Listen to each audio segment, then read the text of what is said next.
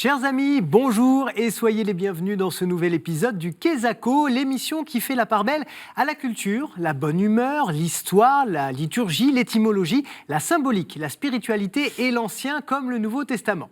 Bon, vous voyez là, je viens de faire ce qu'on appelle une litanie, c'est-à-dire, selon la définition moderne et populaire, une énumération assez longue et ennuyeuse. Et bien justement, on va évoquer le mot litanie qui n'a rien d'ennuyeux, bien au contraire, d'autant plus qu'on approche de la Toussaint et qu'il existe une litanie des saints. On vous en parle dans quelques instants, mais juste avant, notre micro-trottoir. C'est un récit de... comment dire, des dogmes, Eh bien oui, le litanie, quelque chose de latin. Peut-être une forme d'évangile par le chant ou quelque chose dans cet ordre-là. Ça fait partie de la messe catholique et c'est quelque chose qu'on récite à un moment donné. J'associe ça au chant religieux. Voilà. Je pense que c'est un rituel religieux. Voilà pour les réponses de notre panel de la semaine et il est temps d'accueillir le Père Clasen. Bonjour. Bonjour. Alors, comment définiriez-vous la litanie ? En effet, c'est une liste. C'est une liste un peu longue, une énumération. C'est une prière répétitive et responsoriale. Alors, qui les a inventées et quand ?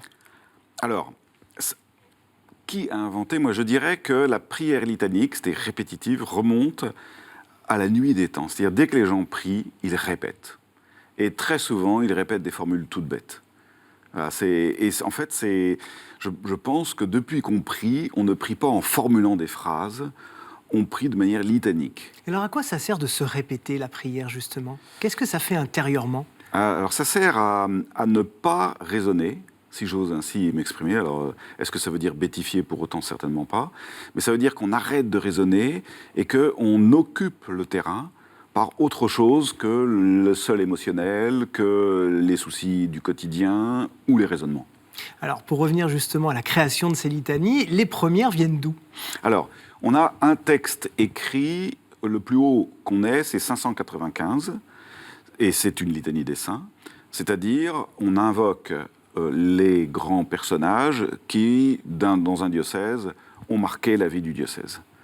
Et c'est une litanie qu'on chante au moment des conclaves, lorsque les évêques, les cardinaux, appellent l'Esprit Saint et tous les saints à leur venir en aide et à les épauler dans cette difficile tâche. Parce qu'on croit en la communion des saints.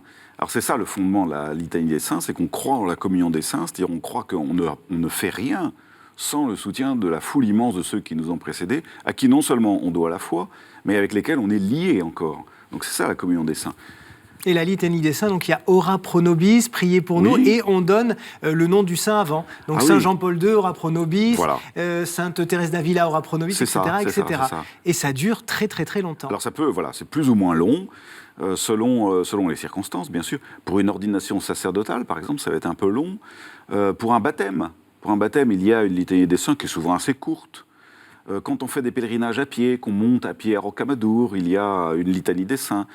Et les conclaves, bien entendu, où les pères du conclave, synode, rentrent en procession en invoquant la foule immense des saints. Donc là, il peut y avoir beaucoup. Et dans cette litanie des saints, est-ce qu'il y a un ordre, je dirais presque hiérarchique, à respecter ? Il y a un ordre hiérarchique à respecter, qui est obligatoire. On commence évidemment toujours et on finit par le Christ. On invoque le Christ. Voilà, on ne prie pas les saints sans le Christ. Ensuite, il y a la Vierge Marie. Ensuite, il y a les anges, puis les apôtres, puis les docteurs, pères de l'Église, puis les fondateurs d'ordre, et puis alors tous les autres. Là, c'est tout à fait ouvert. Et il n'y a pas que la litanie des saints, évidemment, il y en a bien d'autres. Alors, est-ce que vous pourriez nous en citer quelques-unes ? Alors, il y a la litanie mariale autour de la Vierge Marie, ou qu'on appelle la litanie de Lorette. Il y a la litanie de Saint-Joseph.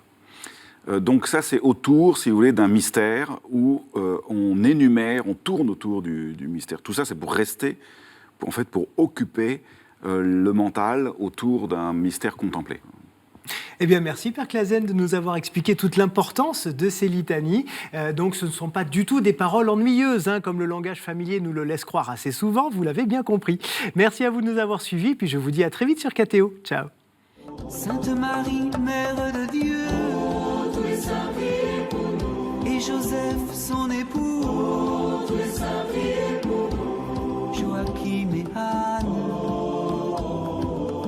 Jean-Baptiste le précurseur.